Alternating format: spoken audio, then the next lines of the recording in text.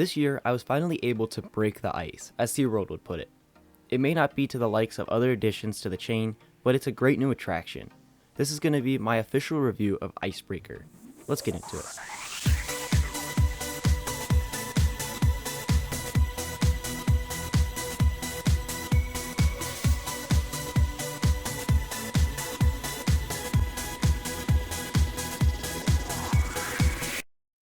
Icebreaker is located at SeaWorld Orlando. It officially opened earlier this year, 2022, and was built by Premier Rides. It fills a major gap in the park next to Shamu Stadium. Previously, there was not really a need to go over in that direction for thrill rides. Soon, the surf coaster will be filling the region next to Icebreaker and bring this park full circle. So even if you dislike Icebreaker, it's helping SeaWorld balance out the park. It also makes SeaWorld the roller coaster destination of Orlando. Additionally, it acts as a great step-up coaster, but I'll talk about that a little later on. Icebreaker is a small but mighty coaster. As you walk up to it, you may not be impressed. However, it does look really pretty with the bright orange track and dark blue supports, especially from the bridge over the water.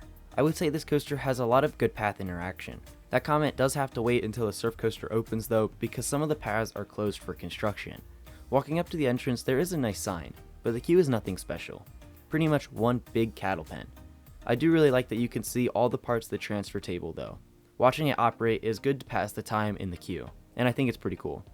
The station is kinda cramped, or at least that's how I felt. There's not a lot of space between each row's queue, but that's to be expected with the Premier Skyrocket 2 trains. If you don't know, these trains are very small and feature comfort collars. Most people do despise them, but I didn't think they were too bad on this ride. Icebreaker's trains have 3 cars seating 6 people in rows of 2. They seat a total of 18 riders per train, and the coaster operates with 2 trains. I haven't really decided on the ideal spot to ride in. Both the front and the back are good spots. Alright, with that being said, let's dive into the layout. You first exit the station and enter the transfer table. Once stopped, the track pushes to the right to connect the circuit. Following is a series of 4 launches. The first goes backwards, but does not do too much. It just gets the train moving. The second launch is also pretty forceless, except near the front where a tiny bit of air can be felt.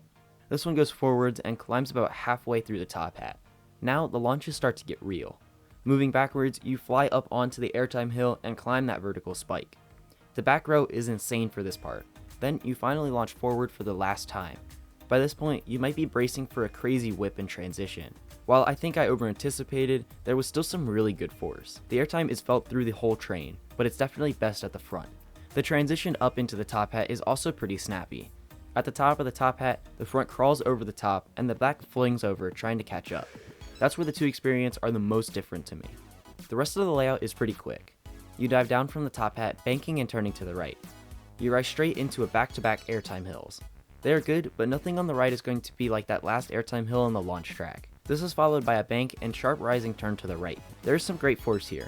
Exiting that, you fall back to the ground, banking and turning to the left. This is followed by a sideways airtime hill that would be over a path if it was open. Then a turn to the left next to the first drop, and a small off-axis hill turning to the right, passing under the top hat. Finally, one last bunny hop into the brake run. So, like I said earlier, it's a small but mighty coaster. The ride lasts about a minute and a half in total from start to brake run, but the track length is just under 2,000 feet of track. Honestly, props to Premier Rides for squeezing an experience of this magnitude into such a small space. I think they got a lot of the potential out of it. Icebreaker serves as a perfect step-up coaster for the park. It's not crazy long, tall, fast, or intense for new coaster riders, but it's also not boring enough for veteran riders. A really solid coaster for the park. Previously, one would have to go from a very tame coaster like Journey to Atlantis to a major thrill coaster. Really any other coaster in the park. Now that Icebreaker is here, I think that gap is closing. I think the future surf coaster will be a smaller stepping stone, one that is going to focus more on sprawling speed than compact intenseness. The 2 together will create a great system to moving up to scarier rides in the future. Understanding this also helps judge Icebreaker. Since it's not supposed to be the #1 coaster in the park, you can't judge it that way. Icebreaker is really good for what it tries to accomplish. Before riding, I wanted it to be longer, but after, the 4 launches completely cured that complaint. My main gripe is the airtime hills throughout the layout. Not the beginning ones, they are great. The ones that follow the top hat are kinda disappointing though. Like I said earlier, they are nothing special. I just wish I could really feel those pops. Also, I would have loved to see a little bit more theming. As I mentioned before, the queue is kinda bland as it's just one big cattle pen. So for my final score of Icebreaker, I give it an 8.5 out of 10. Everything this park did with this coaster is outstanding.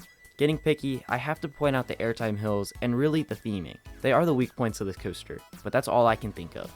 And that's going to do it for my review of Icebreaker at SeaWorld Orlando. What do you think of this coaster? I would love to know in the comments below. If you liked the video, make sure to leave a like and subscribe if you're new. Thanks for watching, and I'll see you next time.